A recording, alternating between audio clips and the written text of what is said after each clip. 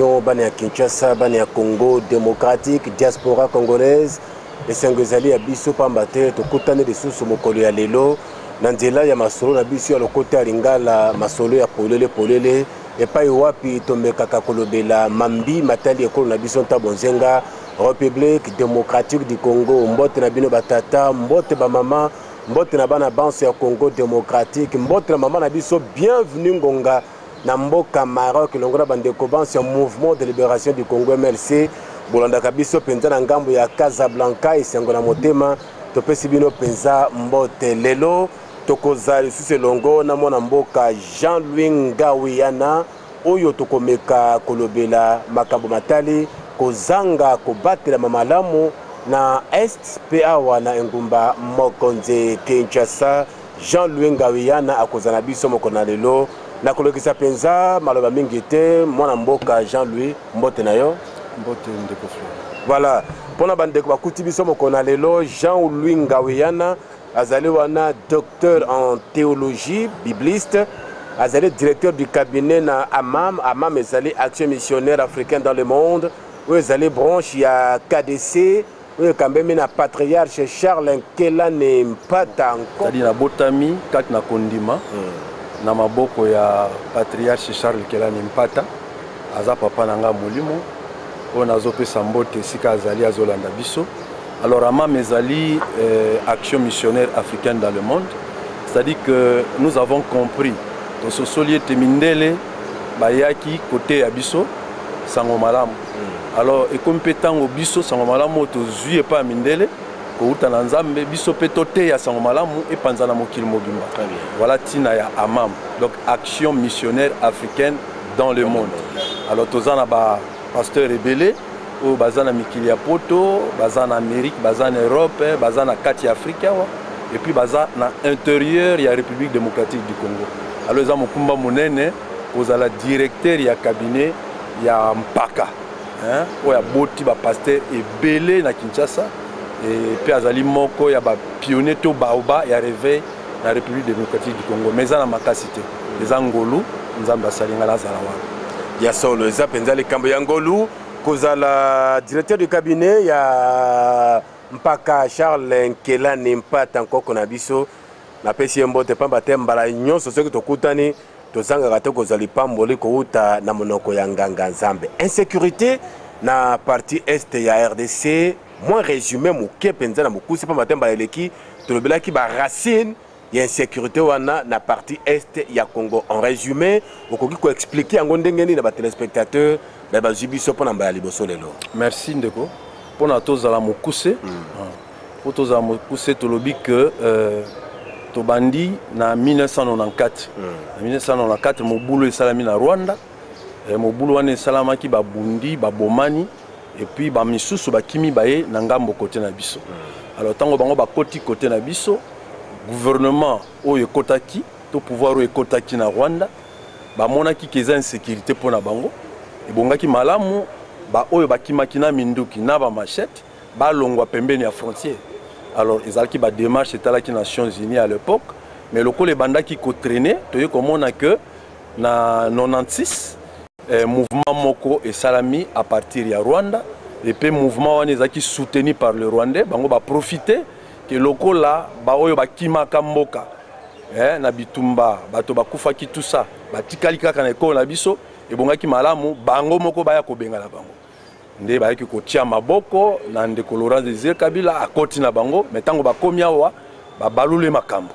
Laurent Désiré Kabila tali ya bino bato yo bayaki balobi ke basunga to bengala Mobutu to bengala pouvoir. Alors ngana kota to bongisa babalukeli nga lisusu alors eza malamu te foto bengala bango na kanisi yebi déclaration à Salaka que la guerre sera longue et populaire. Alors peuple akota ki likambango to bengana ki ba Rwandais oyo bayaki parce que bamusu bakomaki ti chef d'état-major ya armée bakomaki ba ministre. Alors tango to bengani bango bakei mais bakei te baye ko sala parti politique baye ko tala parti baye ko sala parti politique ko benga ezalaki pro rwandais eza RCD. Alors na sima to sangani RCD après to komona parti mususu eko bima comme nango CNDP. CNDP et alors Tilelo M23 azali kaka pe azor ko continuer lisusu ko sala moi mobulu pe mobulu kat na mboka. Donc voilà un peu ce qui te koloba na résumé. Lingaki opesanga moi tamoko ya moke. Na expliquez-moi eloko moko na mbamba. Je vous en prie. Raison oyo communauté internationale tango sangana kina ba Rwandais na mouvement ya Laurent Désiré Kabila basala ki alliance babengi AFDEL. Alors AFDEL raison après ça qui les amis balé pour na ko bengana président de la République à l'époque Mobutu. Raison liboso balobi que Mobutu c'est un dictateur. Aza dictateur moyenté azotia peuple n'a pas si tout ça. Raison mi balé balobi Mobutu aza voleur. Aza milliardaire, aza na mbongo ebele, azali ko affamé peuple. Alors, na ngina fungolelo ko moko mokende. Ebongi to sosola été à l'époque ya Mobutu. Tozaki na période où ba bengi yango guerre froide. Tozaki na deux blocs. Bloc de l'Est na bloc de l'Ouest. Bloc de l'Ouest ezalaki dirigé par les Américains na ba Européens. Bloc de l'Est ezalaki Russie ndazo kamba. Alors, tozalaki na dictature de l'Est et dictature de l'Ouest. Donc, dictature de gauche et dictature de droite. À l'époque, mboka mon côté, na kati Afrique centrale, là, akoy kolobaki azangaki dictateur. La dictature était partout parce que dictature les alaki pour nani. Le kolamboke kabona ki na deux blocs. Chaque bloc, il fallait qu'il a défendre ba intérêt na ye contre bloc mususu. Alors, biso tozaki na bloc otobengi bloc capitaliste. Bloc ezaki dirigé par les Nations Unies. Donc, il que à l'époque, bateau baza ba communiste, baya kozwa mboka. Compte tenu na position stratégique ya RDC au centre de l'Afrique. Ndenge moko tozaki entouré na ba pays mingi ezalaki communiste. Ozui Congo République Nangambo, ozui Zambie, ozui Ouganda, ba pays nyonso bandai kozinga biso. La majorité des pays étaient communistes. Donc, dictature ya Mobutu, ceux qui total dans le contexte ya lelo o baloba ki aza dictateur, ça ne s'explique pas parce que dictateur ezalaki yemo côté. Ngouabi Nangambo, azaki dictateur. Idi Amin, azaki dictateur. Donc, à l'époque, il y avait une dictature de gauche et une dictature de droite. Donc, ceux qui bazolo ba ki po azaki dictateur ba benganae, donc cela ne s'explique pas aujourd'hui. Yami Balé Mbongo, aza Moyibi, aza kwa fameux peuple. Ndeko Flori.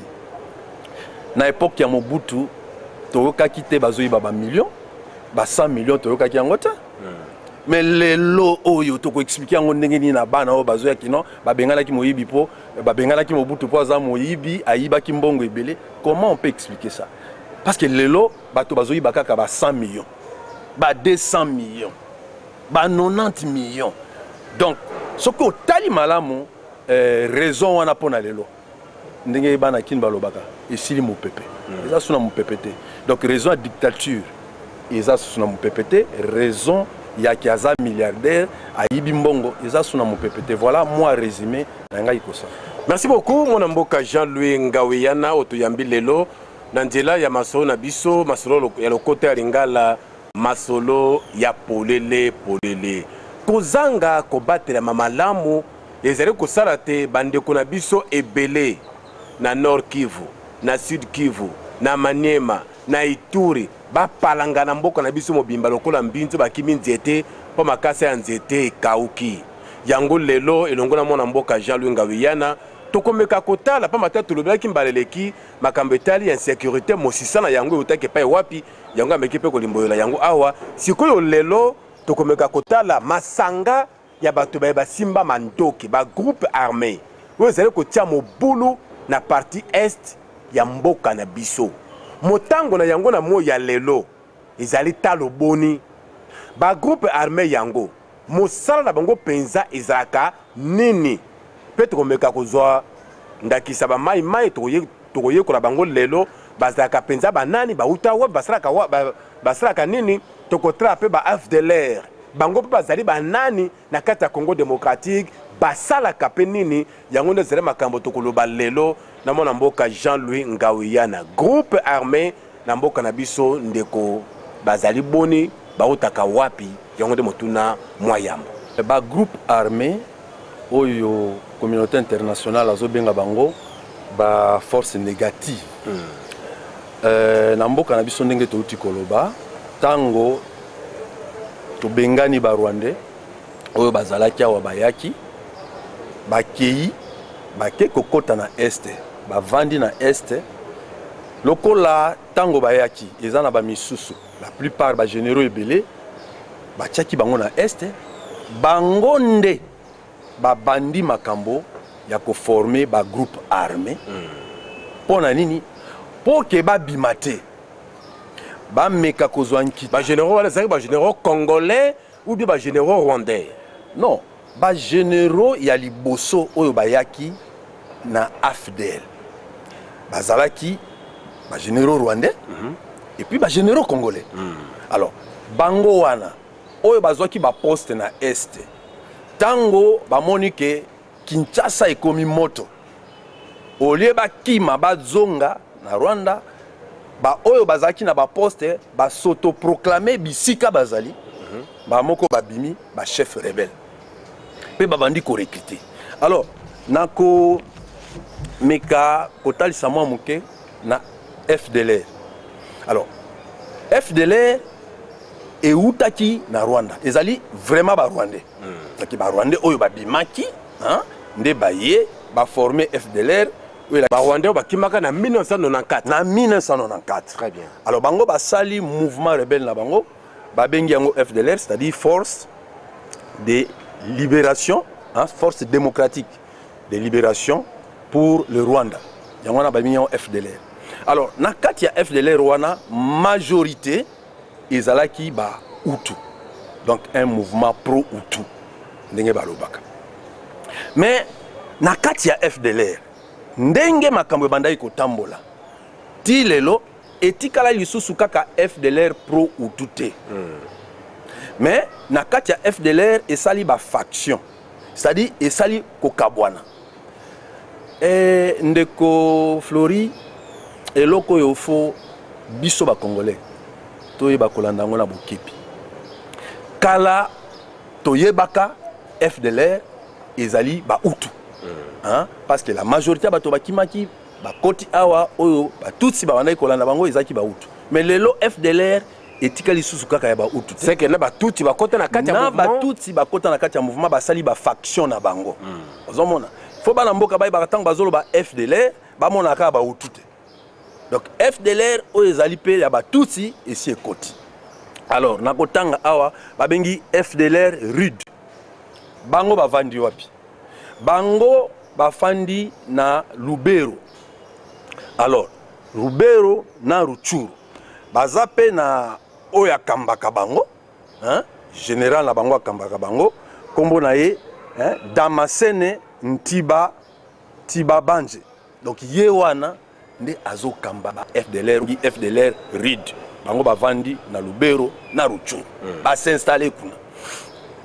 Toza lisusu na FDLR Soki. FDLR Soki yepe avandi na Ruchuru babengi FDLR Soki parce que eza colonel Soki ye mutu aza créer mouvement na ye créer mouvement yepe aza Hutu yepe aza Hutu ya créer FDLR Soki. Alors bango pe bavandi na Ruchuru ezali na FDLR Foka. FDLR Foka ezali ya général Mudakumura yepe Hutu.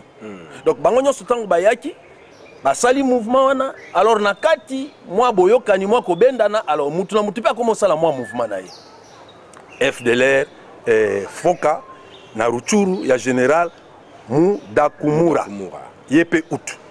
Alors toza na FDLR mususu oyo babengi yango FDLR Mandevu ye ezali ya colonel Mandevu. Alors colonel Mandevu ye aza tusi tangu amoni que ba Hutu bakomi kosala ba faction ye pe tout salbino biso pe to ko fabriquer FDLR o ya biso yango na basali FDLR Foka o eza dirigé na colonel Mandevu bango bavani na Ruchuru. Alors voilà un peu ba faction wana nyonso sikoyo FDLR oyo azali Tutsi pro Tutsi donc pro Rwandais bazali ko combattre FDLR oyo azali utu na mboka na biso na territoire na biso. Donc ba paya ba komi ko bunda na mabele na biso. Et puis ba kangi ozoka ba vani na Rutshuru, ba vani na Lubero. Donc et communauté territoire na bango. Alors voilà tozwaki FDLR. Sikoyo tokoti na mai. Parce que ti lelo na makanisi ya ba congolais mingi tango bazoka FDLR bazoka nzaka ba utu. Tutsi bakota pe masolo bakota pe masolo babimisa pe FDLR na bango. Soki bato bazoka ba tuerie kuna babino ba utu bazo ba utu non. Ba tutsi pro rwandais pe baza koboma. Et puis bango na bango pe bakomi kobetana. Mai ndenge mai ke biso tango tozokola toyebaka mai kobanda na Mulele. Rébellion en Mulele, hein, parce que Mulele azaki communiste à l'époque, biso pouvoir, ezalaki pouvoir occidental, capitaliste. Alors Mulele azaki traqué, mais tant azaki traqué na force ya République, toyokaki na masolo que ceux qui va bêti lisasi ya lobi Mulele mai, c'est-à-dire que lisasi wana ceux qui ezuyo et comme mai. Enfin, wana ezandenge tozoyoka. Nde yango wana ebimisi ba mai. Alors bazalaki na est pour défendre l'idéologie communiste. Mais lelo mai kaka ba mai parce que ba mai vrai mai bazaki ba patriote congolais. Mais lelo mouvement pro oti ba mai belé o ezo sala dégâts na est peut-être population zo yebate bazo kanisaki eza. Ce sont pas seulement les autochtones congolais. Et comme il ba rwandais, ba tout rwandais, nde ba fabriquer ba mai na bango. Mai hilaire. Alors mai hilaire eza mai oyo eza protouti baza na général na bango oyo azo diriger bango ba bengi général Paluku Kombi oyo benga bango mai hilaire. Alors toza na mai mususu oyo bazo mai Morgan oyo nde vrai allié ya ADF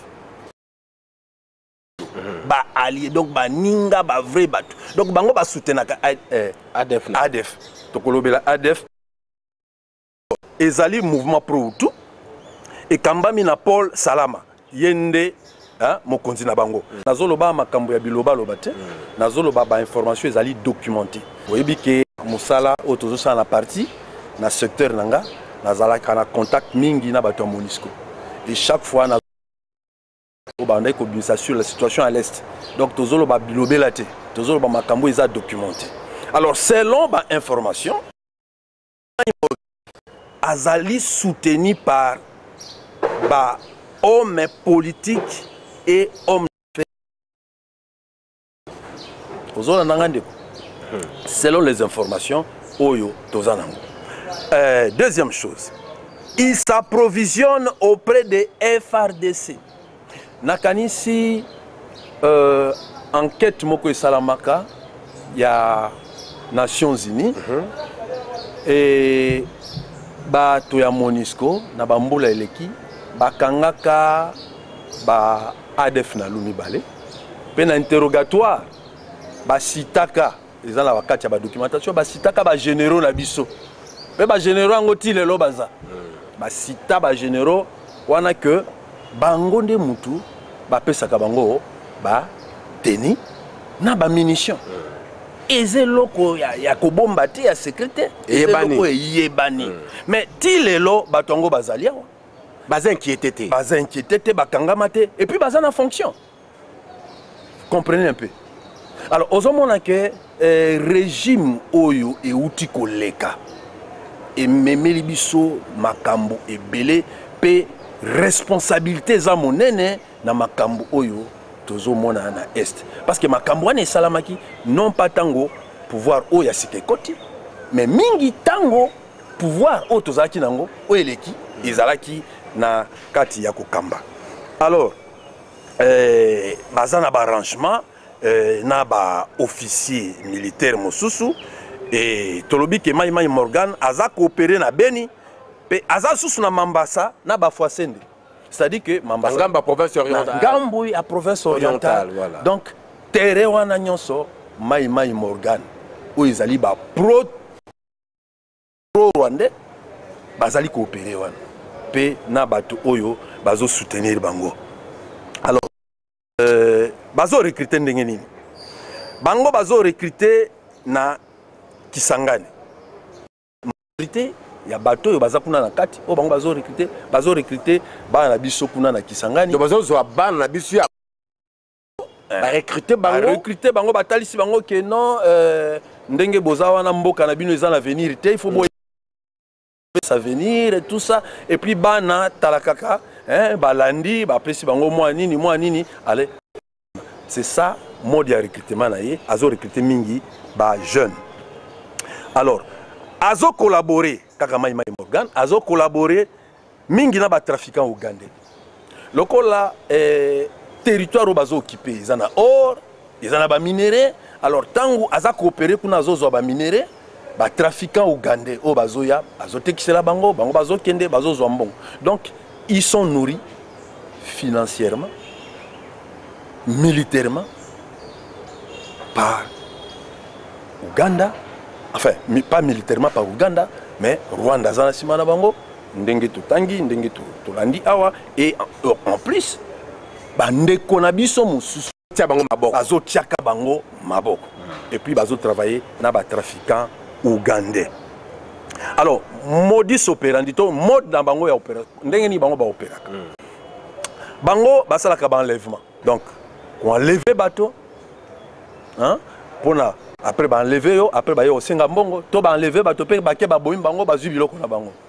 Deuxièmement le cannibalisme kolia bateau wana pona kozanga biloko kolia non pona kanda kaka kolakisa ke non pona kolakisa kanda pona ko intimider ko dissuader bato ozomona parce que ceux qui va koti na village moko hein bato il faut kaka ba banga po ba yebike malamu ku tomi pesa po ceux qui mi pesité parce que kolia wana eza lokwa punition eza pona ko kebisa ba mususu ki donc awa yo koti awa soko sakani to kolia yo parce que moto ko ninga ebali ayo. Le cannibalisme, ils appellent mode opératoire na bango, na esclavage sexuel. Donc ceux qui bazui ban la basi, ba komi biloko na bango.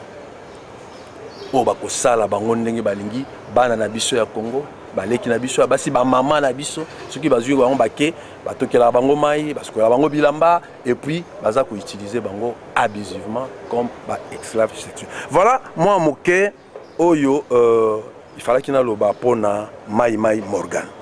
Tozana Mai Mususu, toujours Tutsi, pro-Rwandais, Babengiango, Raia Mutomboki. Nakalisho yoka kakumbwana Raia Mutomboki. Pourquoi Kombo ya Raia Mutomboki? Raia Mutomboki est là ici les gens qui sont en colère. Bazana en colère contre Banani. Bazana en colère. Ekoyebana ekoyebana subana colère ndenge to progresser. Alors bango mutazo kamba bango comme on a Jean Masumbu yende azali mokonzi na bango général na bango Jean Masumbu. Alors Raia Mutomboki lolenge na bango ya ko travailler eza que ceux qui ba komi na village ba recruter chef de village. Donc biso doza awa tozo kanisa ba village non ba recruter ba chef ya village so komi na compte na bango ba komi ko contrôler a komi informateur na bango contre propre mboka na ye pe ba mususu ko banga hein ba recruter yo ozo banga po soki ba yebi ko trahir ba sai nini ba bomi yo pe ba lié yo ouais donc ko intimider donc une procédure vraiment terroriste et Raia Mutomboki azo recruter mingi wapi il y a recruté mingi na ba déserteur ya FRDC. Omoni bitumba ya este ndenge tolobaki mbaleleki eza lokwa moi sabotage, moi complicité moko. Baza ko affamé d'abord ba force na biso. Bazo pesa mbongo te bazo lia te teni malonga te. Suka lango ekozala nini ba déserté. Tant ba déserté eza lokola ba komi à la merci ya ba groupe rebelle, ba groupe armé. Donc Raïa Mutomboki, il y a recruté Mingi parmi les déserteurs, il y a FRDC. Donc, c'est une désertion provoquée. Une désertion provoquée. Pour que, tant que vous déserté, il y a un chef militaire, en principe, il faut battre na bango malam. Il faut battre na bango malam. Il n'y a pas de mauvaises troupes. Il y a que des mauvais chefs. Des mauvais chefs. Na pona kende mbangu, bango barayi ya Mutomboki, ba takaka mingi ba FDLR Hutu. Moni bango ba lingi ba FDLR Hutu tena ba interam donc ba FDLR Hutu. Oyo ba kota na mboka na biso. Oyo ba vandi bango ba buntsaka mingi ba FDLR Hutu. Ça dit que obandi ko comprendre tina kanda na bango. Donc, je ne comprends pas comment le mouvement où les Congolais, qui nous allons à Kanda, il y a un FDLR Hutu. Ça n'a pas de sens. Bango bazan na Kanda, il y a un Interam. Na Kanda, il y a un FDLR Hutu. Mais ba vandi na kati territoire na biso Congo. Alors, Tozape, Bango Bazali allié. Il y a M23. Donc, M23 ou Tozoyoka, les Lobazolo Bakiza, M23, ils ont un mouvement congolais. Non. Dis-moi qui tu fréquentes, je te dirai qui tu es. Qui tu es. Donc, Bango, Bazali, vrai allié, il y a M23. Voilà un peu. Alors, Bazan a devise. Devise na Bango Ezaboué. Balobi, Bango Bakoti Kabitumba Te. Ne pas abandonner le combat tant que le FDLR existerait dans le Kivu. Alors, mission Wana, na évité ceux qui ont mission à Congolais, tous ont mission économique. Donc, et mon ami clairement que Makambo, voilà un peu. Natangi mo amisato wana, mais baza mo ebele, tozana Sheka, FDLR Sheka, NDC, to babengi Ndumba Défense, bango bavandi na Walikale, mukonzi na bango eza Ntabo, Kibabari, Sheka, yango ba pesa bango kombo ya FDLR Sheka, bango baza ba trafiquant ya minéraux. Bah, spécialiste à trafiquant en minerai, kuna na Walikale. Donc, or, tout ça, diamant, nyonso, ça bango. Alors, bango baza ko recruter mingi ba jeune ya communauté na biso et puis ba déserteur aussi ya FRDC. Donc voilà, ils a bango, ils appellent sous bon bango baza qui allié ya CNDP. Au moins que CNDP a Sultan Makenga, et kokoma M23, Alors, M23 wana na CNDP ndenge toroka ki bango ya liboso baza allié ya M23 tala Sheka allié ya CNDP. Donc ils ont ko bombarder ils ont sauté pour les ne ba ça saute aux yeux que ba mouvement rebelle l'autre zo benga mai ils ont mai patriote autochtone mais ils ont sévir mingi za mai tutsi pro rwandais, c'est-à-dire soutenu par le Rwandais. Voilà. Merci beaucoup. Nakanesi Bandeko Balandi. Topesaki na invité na biso occasion ya komeka kolimbola makambo yango. Po songa biso banso toye bandenge nini makambo ezele ko lekalero na partie est ya République démocratique du Congo. Kasi motuna moko yelinga na makanisi. Tomoni ba groupes armés ndengo tangi bango moko simana mosusu pe makambo bazali ko salela bana ya République démocratique du Congo na mboka na bango moko. Question ezali oyo. Bisika ba groupes armés wana nyonso bazali. Nde sika ba force onusienne batonda meke lokola mbinzo. Sikoyo kuna ba force onusienne basalaka penza nini na tango ba groupes armés oyo bazali ko sala bana mboka makambo ya mabe mokolo na mokolo. Jean-Louis Ngabiyana. Merci Ndeko. Nakanisi poto lobela oyo ezali apport. Il y a des troupes onusiennes et bongi tozonga na contexte ya masolo. Force des Nations Unies en 2004. Mission na bango ya liboso ezalaki mission d'observation. C'est-à-dire que pour tala soki ba corps les a respecté. Soki cessez le faire respecter. Mais pour évoluer malamoté. Qui na 2013 ne biso ya kosenga le Congo ya kosenga ke ba changer mission ya ki convoquer résolution moko na Nations Unies résolution en esala ki ke force il y a Nations Unies et changer de mission à RDC. Et là on a la mission d'observation et quand on a la mission d'imposition de la paix. Mais tant qu'on a la mission d'imposition de la paix, ne tango moi ko benda na pouvoir na kanisi bandai koyoka ministre information ba komo le kana radio Monisco il faut alongwa il faut azonga parce que eloko azo sala ezate mais banda za na mission d'observation ba ke eloko na 2013 accord d'Addis Abeba to sali makambo ya changer sikoyo mission et la ngonga ya oyo ba ko tembola que na kati ya ba militaire na biso ya FRDC baza complice na makambo ezoleka nde na ngonga wana après to yekomona gouvernement ya kala ekomi ko prendre position non il faut entraîner bato mususu tout ça monitolobi que Monisco aza sembote parce que to yebi na banquette mususu esalamaki Monisco pe akotaki na kati ya mafia c'est-à-dire akota na kati bape ba militaire ebele ya Monisco bakangaki bango preuve d'appui ba loko mususu donc batiki mission ya bitumba bakomaki akoti na kati ya COP voilà. Donc c'est un peu ça. Donc na mokuse na ko que mission liboso kobanda 2004 2013 nde ba ki ko changer le temps ba changer ko benda na ekoti na pouvoir en place ba komi ko senga ba kende alors même biso parce que ngana zaki na Monisco à l'époque en contact na cadre à parti parce que les gens étaient en position et na bandai ko kende kuna pona koyeba un peu qu'est-ce qui se passe na mboka et ba mission na ba petisa ki yango parce que bazaki na émission ba bandai kopé sa rapport bazaki na ba bulletin bazo sala chaque semaine ko expliquer bato ndenge ni makambo ezoli kana est par ya FRDC zani ni par na bango zani ni metango ko benda na ne koti émission pe katani même biso pe relation na bango et comment qui moi très bien to lobi makambo tali ya sécurité na monyele mwa ekolo monyele zali est ya mboka na biso Congo tozonga pe na ville province ya Kinshasa il y a aussi l'insécurité